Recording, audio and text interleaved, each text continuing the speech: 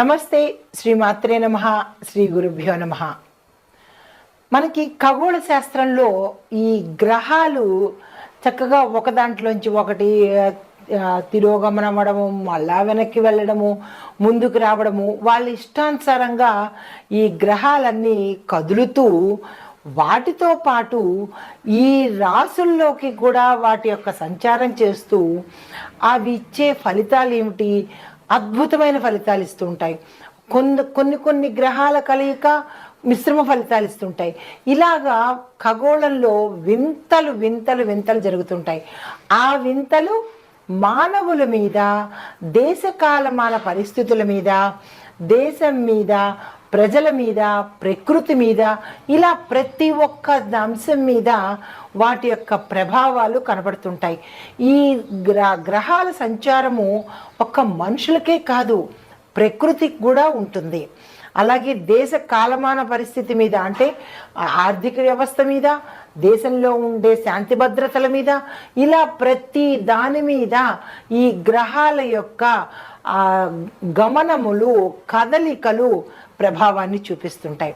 అయితే ఇప్పుడు మనకి మార్చి 25వ తారీఖు నుంచి 24 రోజులు లేదా 26 రోజులు, అంటే మనకి ఎక్కువ తక్కువ రోజులు ఉంటాయి కదా, టోటల్గా 24 రోజులు కానీ 26 రోజుల పాటు శుక్రుడు మీనరాశిలోకి సంచారం చేస్తున్నాడు. శుక్రుడు అంటేనే అందరికీ చాలా ఇష్టం. ఎందుకంటే ఆయన సంపదలు ఇస్తాడు, లగ్జరీ లైఫ్ ఇస్తాడు, సుఖాలు, భోగాలు, తరువాత ఐశ్వర్యము, ఈ ఒకటేంటి దాంపత్యము, అన్యోన్య దాంపత్యము, ఇలాగా అన్నీ చక్కటి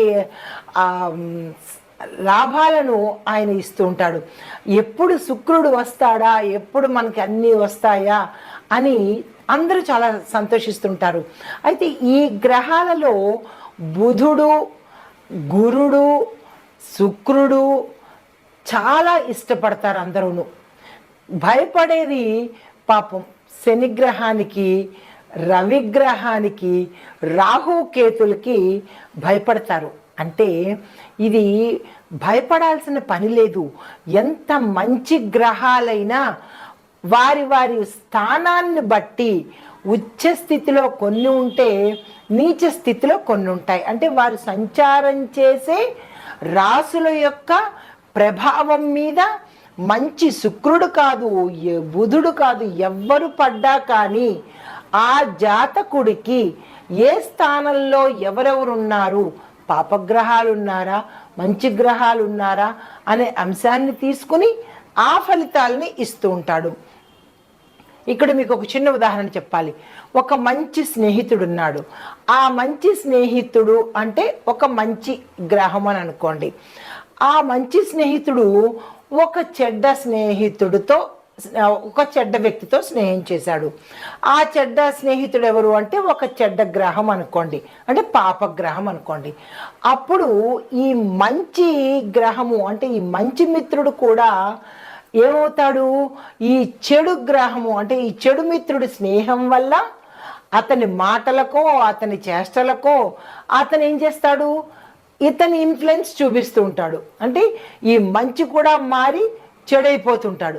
మళ్ళీ ఎప్పుడైతే ఈ చెడుని ఫ్రెండ్ని వద్దు అని అనుకుని మళ్ళీ మంచి ఫ్రెండ్తో కనుక స్నేహం చేశాడు అనుకోండి, ఈ మంచి వెళ్ళి ఆ మంచి రెండు కలిసి విశేషమైన ఫలితాలు ఇస్తాయి.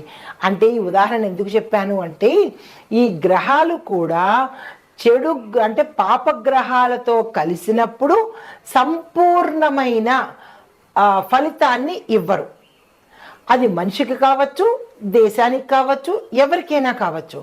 అదే కనుక శుభగ్రహాలతో ఈ గ్రహాలు కలిశాయనుకోండి, అప్పుడు ఏమవుతాయి, 100 అనుకుంటే 1000 అవుతాయి అన్నమాట. అంటే విశేషమైన ఫలితాలను ఇస్తూ ఉంటారు. అయితే అందులో భాగంగా ఈ శుక్రుడు మార్చి 25వ తారీఖు నుంచి ఏప్రిల్ 13వ తారీఖు వరకు 26 రోజుల పాటు మీనరాశిలో తిరోగతి చెంది మళ్ళా అక్కడికే వస్తున్నాడు అనమాట. ఆ కారణంగా ఎలాంటి ఫలితాలు ఉండబోతాయి అంటే అందరూ ఏమనుకుంటున్నారంటే ఇవి చాలా గోల్డెన్ పీరియడ్ అనమాట. ఈ 26 రోజులు 3 రాసుల వారికి గోల్డెన్ పీరియడ్ అని చెప్పొచ్చు. అంటే మిగతా రాసుల వాళ్ళకి కాదా అంటే మిగతా రాసుల వాళ్ళకి కూడా గోల్డెన్ పీరియడే.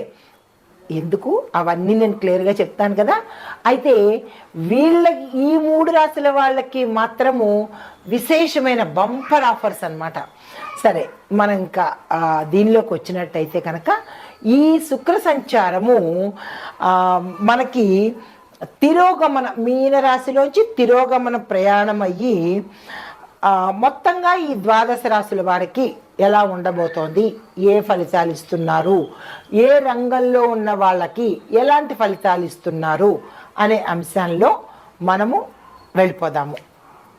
అయితే దీనివల్ల ఎవరెవరికి లాభము అంటే ఏ వృత్తుల్లో ఉన్న వాళ్ళకి లాభము అంటే కనుక ముఖ్యంగా ధనానికి సంబంధించి ఏ వ్యాపారాలు చేస్తున్నారో వాళ్ళకి, అంటే వ్యాపారస్తులకు, తర్వాత బ్యూటీషియన్స్కి, సినిమా ఇండస్ట్రీ వాళ్ళకి, రియల్ ఎస్టేట్ వాళ్ళకి, తరువాత ఫ్యాషన్కి సంబంధించి ఫ్యాషన్ టెక్నాలజీ కానీ ఫ్యాషన్కి సంబంధించి కానీ ఇలాంటి రంగాల్లో పనిచేసే వాళ్ళకి విశేషమైన ఫలితాలు అందరికన్నా 4 ఎక్కువగా ఇస్తుంటాడనమాట.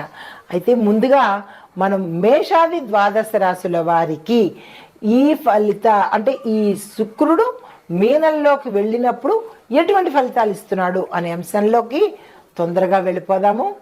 నమస్తే. అయితే ఇప్పటి వరకు మనకి మొత్తం రాశులన్నీ అయిపోయినాయి కాబట్టి ఎడిటర్స్కి ఇప్పుడు నేను సారాంశము అంటే లాస్ట్ కంక్లూజన్ చెప్తున్నాను. ఈ కంక్లూజన్ని ప్రతి రాశికి చివరిలోనూ ఇంట్రొడక్షను మొదట్లోనూ వేసుకోండి. ఇప్పుడు కంటిన్యూషను. అయితే ఈ శుక్ర సంచారము వ్యవధి 25 రోజులు అని చెప్పుకున్నాం కదా. అయితే ఈ కాల పరిమితిలో ప్రతి రాశిలోనూ ఈయన యొక్క ప్రభావము అమోఘంగా ఉంది, ఎక్కడో 1-2 చోట్ల తప్ప. అయితే ఈ ఓవరాల్గా ఈ శుక్రుడు ఏమేమి ఇస్తున్నాడు అంటే కనుక ఉత్తేజాన్ని ఇస్తాడు, సృజనాత్మకతను అంటే క్రియేటివిటీని, యాక్టివ్నెస్ని, దాంతోపాటు ఆర్థిక మార్పులు అంటే ధనానికి సంబంధించినటువంటి చేంజెస్ని ఇస్తున్నాడు. తర్వాత వ్యక్తిగతంగా ఎలా ఉంటారు అనేది ఇస్తున్నాడు. కుటుంబ పరంగా ఎలా ఉండబోతోంది, కుటుంబంలో అల్లకల్లోలు ఉంటాయా, సంక్షోభాలు ఉంటాయా, కొన్ని రాసుల వాళ్ళకి మాత్రమే ఇట్లాంటివి ఇస్తున్నాయి కాబట్టి అంటే కుటుంబ పరంగా కూడా ఎట్లాంటి ఫలితాలు ఇస్తున్నాడు అనే అంశంతో ఆరోగ్యంలోనూ అన్ని రంగాల్లోనూ సానుకూలమైన మార్పుల్ని ఇస్తూ కొన్ని రాశులకు మాత్రం జాగ్రత్తలు కూడా చెప్తున్నాడు, కొన్ని రాశులకు ఆటంకాలను కూడా ఇస్తున్నాడు. అంటే ఇది ఈయన ఇచ్చిన ప్రభావం కాదు, మీ యొక్క వ్యక్తిగత జాతకంలో ఈ శుభగ్రహంతో ఏ పాపగ్రహం కలిస్తే ఆ ఫలితాన్ని వస్తుంది కాబట్టి అది మీ జాతకరీత్యా చూసుకోవాల్సిన అంశము. అయితే ఎవరెవరికి ఎక్కువ ఫలితాలు ఇస్తున్నాడు అంటే కళారంగంలో ఉన్న వాళ్ళకి, నాటక రంగంలో ఉన్న వాళ్ళకి, సినిమా మీడియా రంగంలో ఉన్న వాళ్ళకి ముఖ్యంగా శుక్ర ప్రభావము విశేషంగా ఉంటుంది. వాళ్ళు హై స్థాయికి వెళ్ళిపోతారనమాట. తర్వాత మిగతా రంగాల్లో ఉన్న వాళ్ళకి కూడా ఇస్తున్నాడు, కానీ ఈ క్రియేటివిటీ ఉన్న రంగంలో ఉన్న వాళ్ళకి మాత్రం విశేషమైన ఫలితాలను ఇస్తున్నాడు. అయితే ఈ విశ్లేషణ ఇప్పుడు మనం చెప్పుకున్న సారాంశము మీ యొక్క జాతక పరిశీలనలో ప్రభావం శుక్ర సంచారం ఎలా ఉండబోతోంది అనే అంశాన్ని మీరు పరిశీలించుకోండి. ఒకటి ఏ అంశము అంటే శుక్ర సంచారం ప్రభావము మీ యొక్క వ్యక్తిగత జాతకంలో ఎలా ఉంటుంది, ఏ నెలలో వస్తోంది, ఎంత కాలం ఉంటుంది అనే అంశాలను మీ వ్యక్తిగత జాతక పరిశీలనలో తెలుసుకోండి. దీంతో పాటు మీకు సానుకూలమైన ఫలితాలు వస్తున్నాయా లేదా అంటే కనుక ప్రతికూల ఫలితాలు వస్తున్నాయా అనే అంశాన్ని మీ వ్యక్తిగతంగా మీరు పరిశీలన చేసుకోండి. ఇవన్నీ గోచార రీత్యా చెప్పినవే తప్ప, పంచాంగం ప్రకారం చెప్పినవే తప్ప ఎవరి సొంత నిర్ణయాలు కాదు, ఎవరి సొంత అభిప్రాయాలు కూడా కాదు. కాబట్టి ఇది ప్రతి ఒక్కరూ గమనించవలసిన అంశము. నమస్తే.